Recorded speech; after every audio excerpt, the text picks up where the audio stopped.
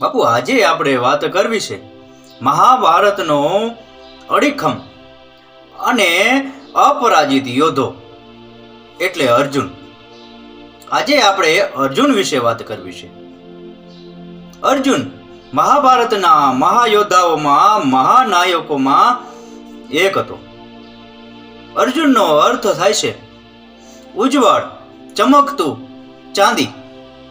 અને અર્જુનની ગણના કર્ણ અને એકલવ્ય જેવા મહાન ધનુર્ધર સાથે થતી હતી.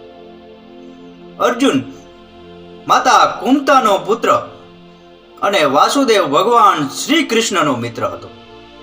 અને 5 પાંડવોમાં અર્જુન ત્રીજા ક્રમાંકનો હતો. અર્જુનના પિતાનું નામ પાંડુ રાજા હતું. પાંડુ રાજાને મળેલા શાપ અને રોગના કારણે તે પિતા બનવા માટે સક્ષમ નહોતા. અને અર્જુનની માતાનું નામ કુંતા હતું. અને માતા કુંતાએ મુગ્ધાવસ્થામાં દુર્વાસા ઋષિની સેવા કરી હતી. અને દુર્વાસા ઋષિએ ખુશ થઈ માતા કુંતાને વરદાન આપ્યું હતું કે તું જે કોઈ પણ દેવનું આહ્વાન કરીશ અને એ દેવ દ્વારા તને પુત્ર પ્રાપ્ત થશે. અને માતા કુંતાએ અને પાંડુ રાજાએ આ વરદાનનો ઉપયોગ કરવાનો નિર્ણય કર્યો. અને ત્યારબાદ માતા કુંતાએ વારા ફરતી ધર્મરાજા, યમદેવ, વાયુ અને ઇન્દ્રની આરાધના કરી એમનું આહ્વાન કર્યું. અને આના દ્વારા કુંતીને 3 પુત્રો પ્રાપ્ત થયા. અને એમાં અર્જુન ત્રીજા ક્રમાંકનો પુત્ર હતો. અર્જુન એક સંપૂર્ણ વ્યક્તિ હતો. અને આ ઉપરાંત અર્જુન તંદુરસ્ત તન અને મન ધરાવનાર વ્યક્તિ પણ હતો. અને અર્જુન દેવરાજ ઇન્દ્રનો પુત્ર હોવાના કારણે સશક્ત શરીર સહિત મોહક હતો. અને આને કારણે દરેક માં તેને પુત્ર તરીકે, દરેક પત્ની તેને પતિ તરીકે અને દરેક વ્યક્તિ તેને મિત્ર તરીકે મેળવવા માંગતા હતા. અને અર્જુન મહાન યોદ્ધા સત્યકીનો અને ભગવાન શ્રી કૃષ્ણનો ખાસ મિત્ર હતો. અર્જુનને 4 ભાઈઓ હતા. યુધિષ્ઠિર અને ભીમ અર્જુનના મોટા ભાઈઓ હતા. અને એ માતા કુંતીના સંતાનો હતા. ત્યારબાદ પાંડુ રાજાની બીજી પત્ની માદ્રીને 2 સંતાનો હતા. અને જેના નામ નકુલ અને સહદેવ હતા. અને આ 4 ભાઈઓ અને અર્જુને 5 પાંડવો કહેવાતા હતા. અર્જુનને 4 પત્નીઓ અને 5 પુત્રો હતા. જેમાં અર્જુનની પત્નીઓના નામ છે દ્રૌપદી, સુભદ્રા, ઉલુપી અને ચિત્રાંગદા. દ્રૌપદી દ્વારા અર્જુનને શત્રુકર્મ નામના પુત્રની પ્રાપ્તિ થઈ હતી. સુભદ્રા દ્વારા અર્જુનને અભિમન્યુ અને રુચિપર્વણ નામના 2 પુત્રોની પ્રાપ્તિ થઈ હતી. ઉલુપી દ્વારા અર્જુનને ઈરાવણ નામના 1 પુત્રની પ્રાપ્તિ થઈ હતી. અને ચિત્રાગદા નામની પત્ની દ્વારા અર્જુનને બભ્રુવાહન નામના 1 પુત્રની પ્રાપ્તિ થઈ હતી. અર્જુનને ઘણા નામોથી સંબોધવામાં આવતો હતો. અર્જુનનું એક નામ છે ધનંજય. રાજસૂય યજ્ઞ દરમિયાન અર્જુને અનેક રાજા મહારાજાઓને હરાવ્યા હતા. અને આને કારણે ભગવાન કૃષ્ણએ એને ધનંજય નામ આપ્યું હતું. અર્જુનનું બીજું નામ હતું પાર્થ. કુંતી માતાનું બીજું નામ છે પૃથા. અને પૃથાનો દીકરો હોવાના કારણે અર્જુનને પાર્થ તરીકે સંબોધવામાં આવે છે. અર્જુનનું એક નામ હતું કિરીટ.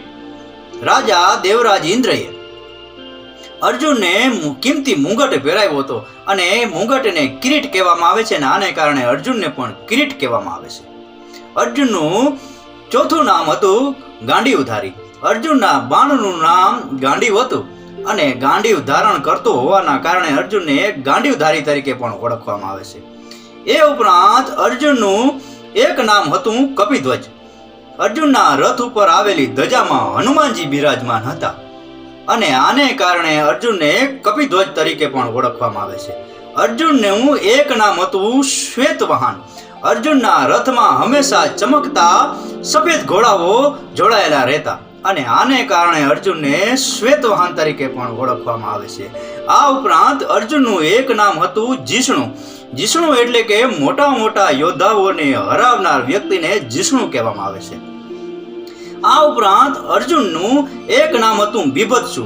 બીભત્સુ એટલે જે વ્યક્તિ હંમેશા નિષ્પક્ષ રહી અને યુદ્ધ કરતો હોય એને બીભત્સુ કહેવામાં આવે છે. અને અર્જુન પણ હંમેશા નિષ્પક્ષ રહી અને યુદ્ધ કરતો અને આને કારણે એને બીભત્સુ કહેવામાં આવે છે. આ ઉપરાંત અર્જુનને વિજય તરીકે સંબોધવામાં આવતો હતો. અર્જુને કરેલા તમામ યુદ્ધોમાં અર્જુને વિજય મેળવ્યો હોવાના કારણે અર્જુનને વિજય તરીકે સંબોધવામાં આવતો હતો. એ ઉપરાંત અર્જુનને કૃષ્ણ તરીકે પણ સંબોધવામાં આવતો હતો.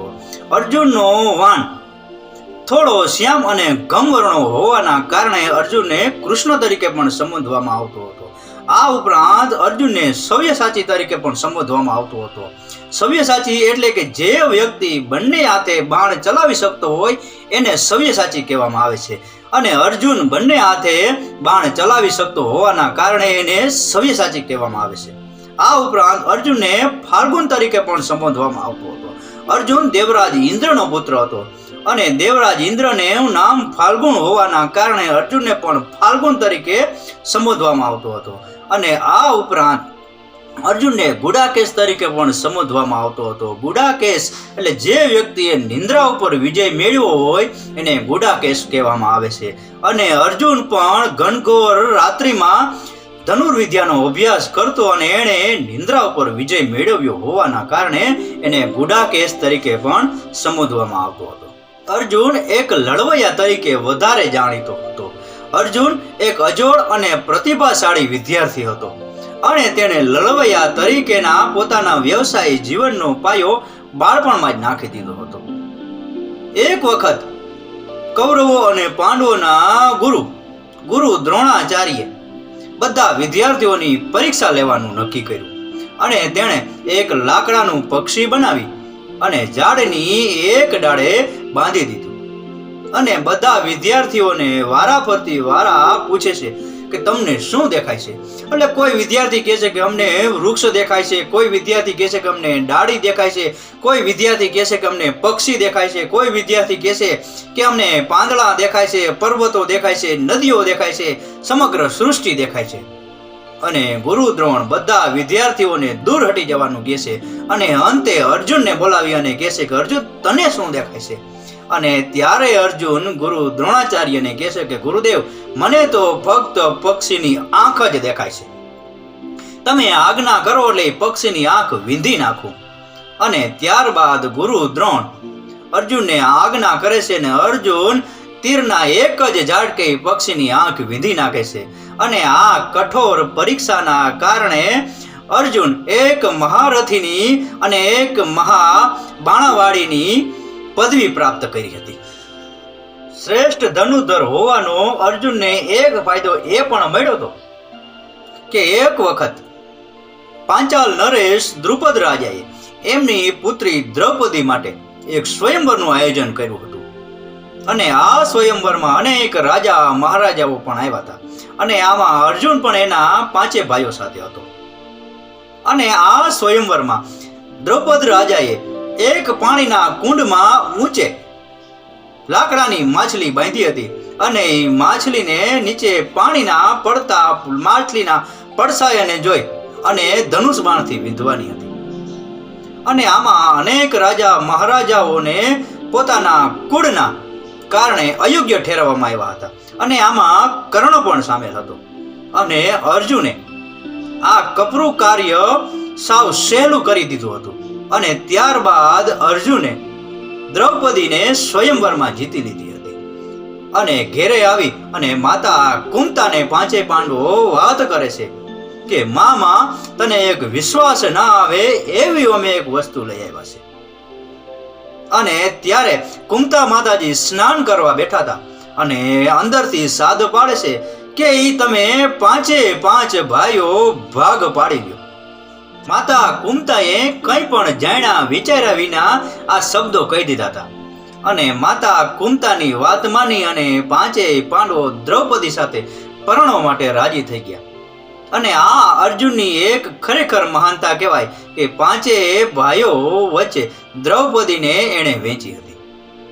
અને આનું કારણ એક એ પણ છે કે દ્રૌપદીએ પોતાના પાછલા જન્મમાં એક વરદાન માંગ્યું હતું. એક એવા પતિની કામના કરી હતી કે એનામાં અનેક ગુણો હોય. કોઈ બાણાવાળી હોય, કોઈ ધનુર્વિદ્યા હોય, કોઈ ધર્મવેદી હોય અને કોઈ ત્રિકાળ જ્ઞાની હોય. અને આવા પતિની કામના કરી હોવાના કારણે એણે 5 પતિઓ સાથે વરવાનું નક્કી કર્યું હતું. પરંતુ દ્રૌપદીના વડીલો આ પાંચેય પાંડવો સાથે લગ્ન કરવાની ના પાડતા હતા. પરંતુ જ્યારે એને દ્રૌપદીના વરદાન વિશે ખબર પડી અને ત્યારે દ્રૌપદીના પિતા દ્રુપદ રાજા આ લગ્ન માટે રાજી થઈ ગયા હતા.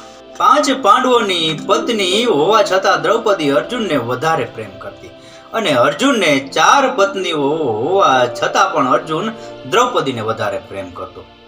પાંચેય ભાઈઓ વચ્ચે એવું નક્કી થયું હતું કે જ્યારે એક ભાઈ દ્રૌપદી સાથે એકાંતમાં હોય અને ત્યારે કોઈ બીજાએ આ યુગલમાં ખલેલ ન પહોંચાડવી. અને એક વખત અર્જુન અવઢવમાં પડી જાય છે. એક બ્રાહ્મણ મનોમન વિચાર કરે છે કે એમના પશુ ચોરની એક ટોળકી પશુઓ ચોરી અને જતી હોય છે અને બ્રાહ્મણને લાગે છે કે અર્જુન સિવાય આનો સામનો કોઈ નહીં કરી શકે. એટલે અર્જુનને આ વાત કરે છે અને અર્જુનના શસ્ત્રો જ્યાં યુધિષ્ઠર અને દ્રૌપદી એકાંતમાં હતા એ કક્ષમાં હતા. અને અર્જુન મનોમન વિચાર કરે છે કે એક બાજુ દેશ અને ધર્મનું પાલન, એક બાજુ ક્ષત્રિય ધર્મનું પાલન અને બીજી બાજુ 1 વર્ષનો દેશવટો. અને અર્જુન એક પણ પલનો વિલંબ કર્યા વિના એ ક્ષત્રિય ધર્મનું પાલન કરવા માટે, એ બ્રાહ્મણના ચોરાયેલા પશુની રક્ષા કરવા માટે, દેશવટો ભોગવવા માટે તૈયાર થઈ જાય છે. અને જે કક્ષમાં યુધિષ્ઠર અને દ્રૌપદી હતા ત્યાં જઈ અને પોતાના હથિયારો લઈ અને એ પશુ ચોરની ટોળકીને વાળવા માટે જાય છે. અને ત્યારબાદ પાંચેય ભાઈઓએ નક્કી કરેલા અનુસાર અર્જુનને 1 વર્ષનો દેશવટો આપવામાં આવે છે. દ્રૌપદી ઉપરાંત અર્જુનને અન્ય 3 પત્નીઓ હતી: ચિત્રાંગદા, ઉલુપી અને સુભદ્રા. અને આ ત્રણેય સાથે તેણે ત્યારે લગ્ન કર્યા હતા જ્યારે તે દ્રૌપદી અને યુધિષ્ઠરના એકાંતવાસમાં દેશવટાનો ભોગની સજા ભોગવી રહ્યો હતો. એક વખત અર્જુન દેશવટો ભોગવતો મણિપુર રાજ્યમાં જાય છે અને મણિપુરના રાજ્યની રાજકુમારી ચિત્રાંગદા સાથે એમની મુલાકાત થાય છે. અને અર્જુન એના ઉપર મોહિત થઈ જાય છે અને ચિત્રાંગદા અર્જુન ઉપર મોહિત થઈ જાય છે અને બંને લગ્ન કરવાનો ફેંસલો કરે છે. અને મણિપુરના રાજા અર્જુન પાસે એક શરત રાખે છે કે મારે કોઈ પુત્ર નથી અને મારી દીકરી ચિત્રાંગદાના જે સંતાનો થશે એ મારી ગાદીના વારસદાર બનશે.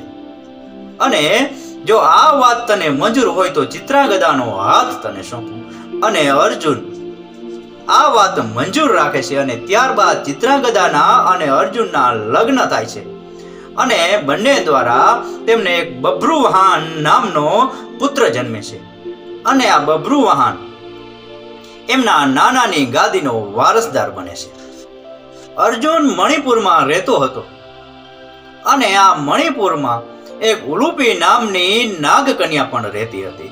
અને આ ઉલુપીને અર્જુન સાથે પ્રેમ થઈ જાય છે અને અર્જુન ઉપર મોહિત થઈ જાય છે. અને કોઈ કારણોસર અર્જુનને અર્ક પાઈ અને અપહરણ કરી અને એના દેશમાં લઈ જાય છે અને ત્યાં અર્જુનને લગ્ન કરવા માટે વિવશ કરે છે. અને અર્જુન અને ઉલુપીના લગ્ન થાય છે. અને ઉલુપી દ્વારા અર્જુનને ઈરાવણ નામના એક પુત્રની પ્રાપ્તિ થાય છે. અને ત્યારબાદ ઉલુપી ફરી પાછા અર્જુનને ચિત્રાંગદાને સોંપી દે છે.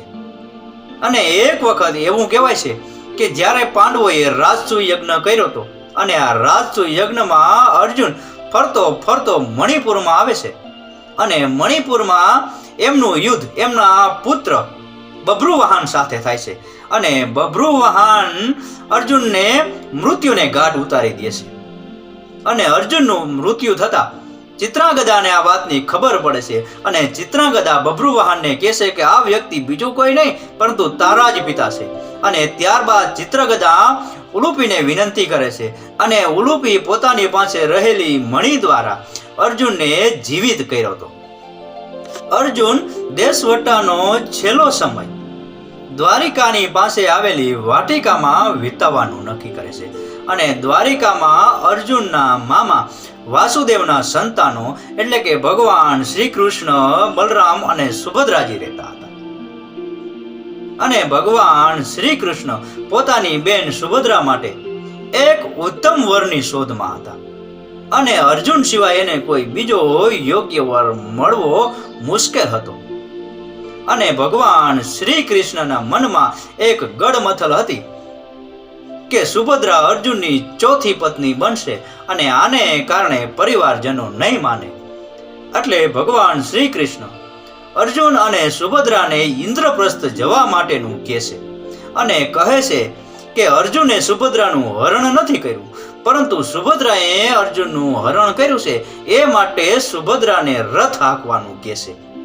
અને ત્યારબાદ સુભદ્રા અને અર્જુનને બે પુત્રોની પ્રાપ્તિ થઈ હતી, જેમાં અભિમન્યુ અને રુચિપર્વ નામના બે સંતાનોની પુત્ર પ્રાપ્તિ થઈ હતી. ઇન્દ્રપ્રસ્થમાં આવ્યાના થોડા જ સમયમાં અર્જુન અને ભગવાન શ્રી કૃષ્ણ ખાંડવવનમાં જાય છે અને ત્યાં તેમની મુલાકાત અગ્નિદેવ સાથે થાય છે.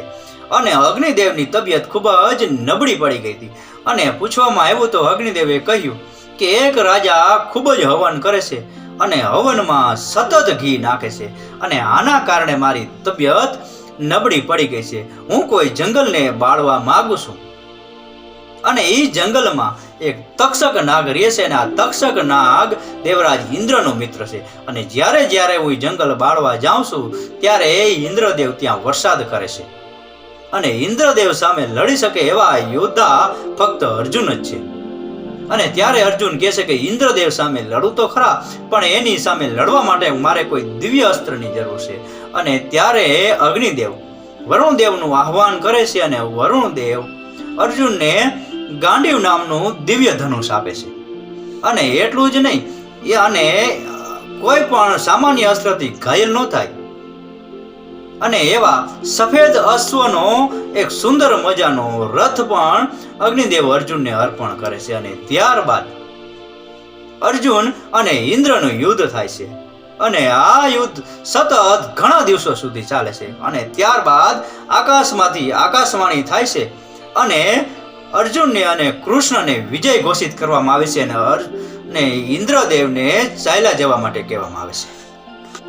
ખાંડવ વનના દાવાનળમાં અર્જુને એક મય નામના દાનવને બચાવ્યો હતો.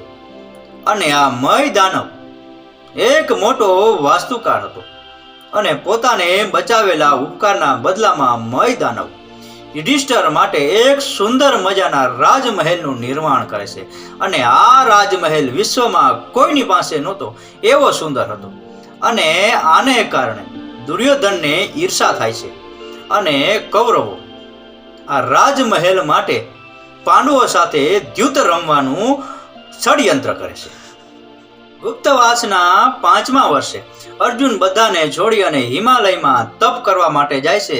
અને આ તપમાં તેણે ભગવાન શિવ પાસે રહેલા પશુપત્નીની જરૂર હતી અને એટલા માટે તપ કરે છે. અને અર્જુનના તપથી ભગવાન શિવ પ્રસન્ન થાય છે, પરંતુ અર્જુનની પરીક્ષા લેવાનું વિચારે છે અને તે એક માયાવી વરાહનું નિર્માણ કરે છે. અને ભગવાન શિવ શિકારીનું રૂપ ધારણ કરે છે અને અર્જુન જ્યાં હોય ત્યાં આ વરાહ અર્જુનને મારવા માટે દોડે છે. અને અર્જુન પોતાનું ધનુષ ઉપાડી અને વરાહ ઉપર તીર છોડે છે. અને ત્યાં શિકારી પણ આવે છે અને કહે છે કે આ વરાહને મારો શિકાર છે. અને અર્જુન કહે છે કે મેં આનો શિકાર કર્યો છે. અને ભગવાન શિવ અને અર્જુન વચ્ચે દ્વંદ્વ થાય છે. અને ભગવાન શિવના રૂપમાં રહેલ શિકારી અર્જુનને શસ્ત્રવિહીન કરી નાખે છે. અને ત્યારે અર્જુન દોડી અને શિવલિંગ પાસે જાય છે અને ભગવાન શિવની આરાધના કરવા લાગે છે અને શિવલિંગ ઉપર ફૂલ ચડાવવા લાગે છે. અને ત્યાં જુએ છે તો ફૂલ એ શિકારીની માથે ચડે છે.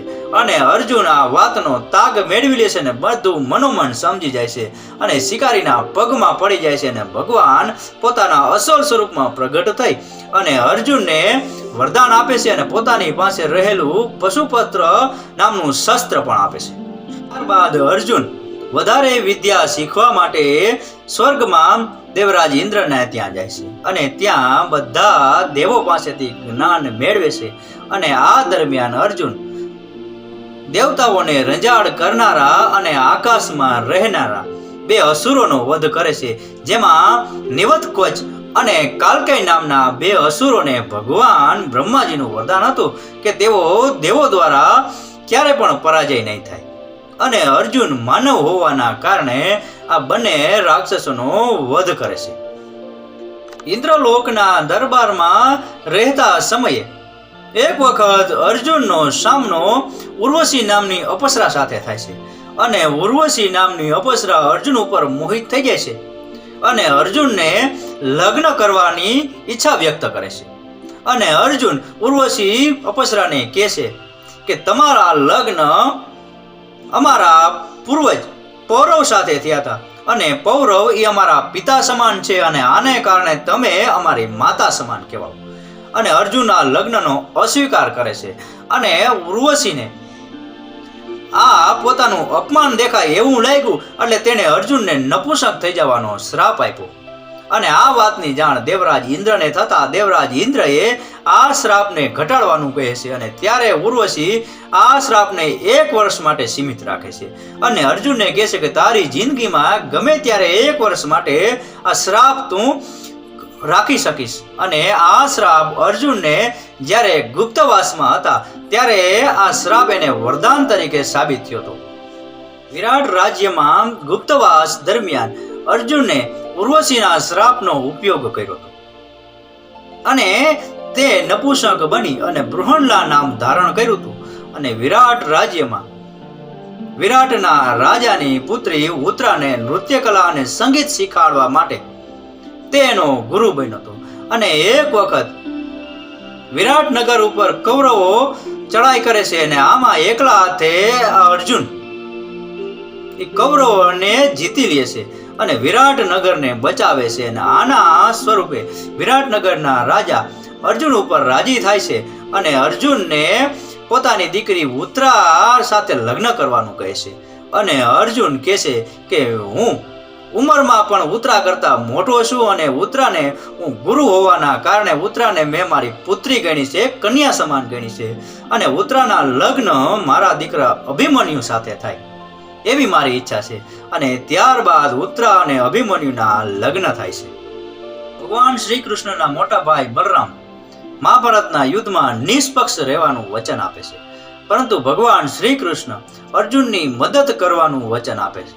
અને મહાભારતના યુદ્ધમાં ભગવાન શ્રી કૃષ્ણએ અર્જુનને ઘણી વખત યુદ્ધમાં બચાવ્યો હતો અને તેને મૃત્યુથી પણ ઘણી વખત બચાવ્યો હતો. અને આ દરમિયાન ભગવાન શ્રી કૃષ્ણએ અર્જુનને ભગવત ગીતા સંભળાવી અને અર્જુનને યુદ્ધ માટે પ્રેરિત કર્યો હતો. કુરુક્ષેત્રના યુદ્ધમાં કૌરવો અને પાંડવોની સેના સામસામે ગોઠવાઈ જાય છે અને અર્જુન જોવે છે તો એની સામે એના જ ભાઈ ભાંડવો હતા, એની જ સામે એના વડીલો હતા, એની જ સામે એના ગુરુજનો હતા. અને અર્જુન મનોમન વિચાર કરે છે કે જે વડીલોના ખોળા મેં ખૂંદ્યા છે એ જ વડીલો સાથે યુદ્ધ કરવાનું, જે ગુરુએ મને પ્રથમ વખત ધનુષ પકડાવતા શીખવાડ્યું એ ગુરુ સામે યુદ્ધ કરવાનું. અને અર્જુન કહે છે કે જે ભાઈ ભાંડુ સાથે હું મોટો થયો એની સાથે યુદ્ધ કરવાનું. અને અર્જુન નિરાશ થઈ અને હથિયાર છોડી દેવા માટે મંજૂર થાય છે, પરંતુ ભગવાન શ્રી કૃષ્ણ મધ્યસ્થી થઈ અને અર્જુનને સમજાવે છે અને એને ગીતાનો સાર સમજાવે છે અને ગીતાજી સમજાવી અને અર્જુનને યુદ્ધ માટે પ્રેરિત કરે છે. ભગવાન શ્રી કૃષ્ણના મુખેથી ગીતાજી સાંભળી અને અર્જુન યુદ્ધમાં ભાગ લેવા માટે અને પાંડવોના જીત માટે શસ્ત્ર ઉપાડવા માટે તૈયાર થઈ જાય છે. અને એક વખત યુદ્ધમાં અર્જુનનો સામનો કર્ણ સાથે થાય છે અને કર્ણ અને અર્જુન બંને ભાઈઓ હતા, પરંતુ અર્જુન અને કર્ણ આ વાતથી અજાણ હતા. અને કર્ણ અને અર્જુન સાથે વેર હોવાનું એક કારણ કે જ્યારે દ્રૌપદીના સ્વયંવરમાં કુળને કારણે કર્ણને હાંસી થઈ હતી, અને ત્યારબાદ ગુરુ દ્રોણના સમયમાં પણ ગુરુ દ્રોણે કર્ણને કુળને કારણે વિદ્યા ન શીખવાડવાનું કહ્યું, અને આને કારણે કર્ણ અને અર્જુન સાથે વેરના મંડાણ ઉભા થયા હતા. અને એ બાદ અભિમન્યુને મારવામાં પણ કર્ણનો મોટો હાથ હતો, અને આને કારણે અર્જુને કર્ણને મારવા માટે શસ્ત્ર ઉપાડ્યા હતા.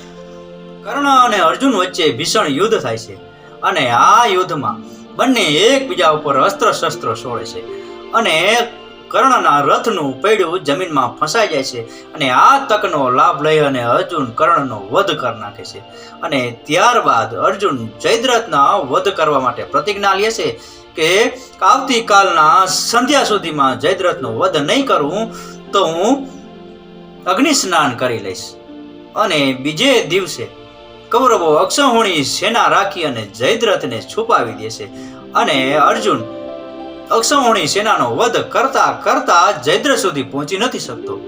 અને ભગવાન શ્રી કૃષ્ણને ચિંતા થાય છે કે હમણાં સૂર્યાસ્ત થઈ જાય છે, એટલે ભગવાન શ્રી કૃષ્ણ સુદર્શનની મદદથી સૂર્યને ઢાંકી દેશે, અને બધાને એમ લાગે છે કે સંધ્યાકાળ થઈ ગયો, અને બધા ખુશી મનાવવા લાગે છે કે હમણાં અર્જુન અગ્નિ સ્નાન કરી લેશે.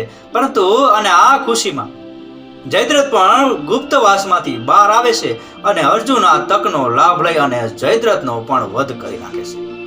જયદ્રથના પિતા વૃદ્ધ ક્ષેત્રએ જયદ્રથને એવું વરદાન આપ્યું હતું કે એનું માથું જેના દ્વારા જમીન ઉપર પડશે એનું તત્કાલ મૃત્યુ થઈ જશે. અને ભગવાન શ્રી કૃષ્ણ આ વાતને જાણતા હતા, અને ભગવાન શ્રી કૃષ્ણના આદેશથી અર્જુન એ રીતે બાણ છોડે છે કે જયદ્રથનું માથું ધ્યાન ધરી રહેલા એના પિતાના ખોળામાં પડે છે, અને એના પિતા અચાનક ચોંકી જાય છે અને જમીન ઉપરથી ઊભા થઈ જાય છે, અને એના ખોળામાં રહેલું જયદ્રથનું માથું જમીન ઉપર પડી જાય છે, અને આને કારણે જયદ્રથના પિતાનું પણ મૃત્યુ થાય છે. અને મહાભારતના યુદ્ધમાં અર્જુન પોતાના ગાંડીવ દ્વારા એવો તો તીરનો મારો ચડાવે છે કે ઘણા મોટા મહારથીઓને પણ અર્જુન હરાવે છે, અને એમનો વધ કરે છે. ભીષ્મ પિતામહ ગુરુ દ્રોણને પણ તેઓ હરાવે છે, અને તેમનો વધ કરે છે. અને આમ ને આમ આ યુદ્ધ 18મા દિવસે આ યુદ્ધનો અંત આવે છે. આ ભારતના યુદ્ધની સમાપ્તિ બાદ પાંડવોએ રાજસૂય યજ્ઞ નક્કી કરવાનું કર્યું, અને યુધિષ્ઠિરને ચક્રવર્તી રાજા બનાવવાનું વિચાર કરે છે. અને આ અશ્વમેઘ યજ્ઞમાં એક યશ્વને છૂટો મૂકે છે, અને અર્જુન તેની પાછળ શસ્ત્ર લઈને જાય છે, અને બધા રાજાઓના રાજ્યમાં ઘોડો ફરતો ફરતો જાય છે. અને અમુક જગ્યાએ રાજા યુધિષ્ઠિરનું આધિપત્ય સ્વીકારી લે છે, અને અમુક જગ્યાએ રાજા યુદ્ધ કરવા માટે તૈયાર થાય છે. અને બધા રાજાઓને હરાવી અને અર્જુને હસ્તિનાપુરની સીમા વધારવામાં મોટો ફાળો આપ્યો. અને ત્યારબાદ પાંડવ ભાઈઓની ઉંમર થતા તે સંસારની મોહમાયા છોડી અને રાજપાટ અભિમન્યુના પુત્ર પરીક્ષિતને સોંપવાનો નિર્ણય કરે છે. અને એ બાદ તેઓ હિમાલયે હાડ ગાળવા માટે નીકળી જાય છે. બાપુ, આ મહાભારતના અડીખમ અને અપરાજિત યોદ્ધા અર્જુનનો પ્રસંગ પૂરેપૂરો સાંભળ્યો એ બદલ આપનો ખૂબ ખૂબ આભાર. આપનો દિવસ શુભ રહે. મહાદેવ હર.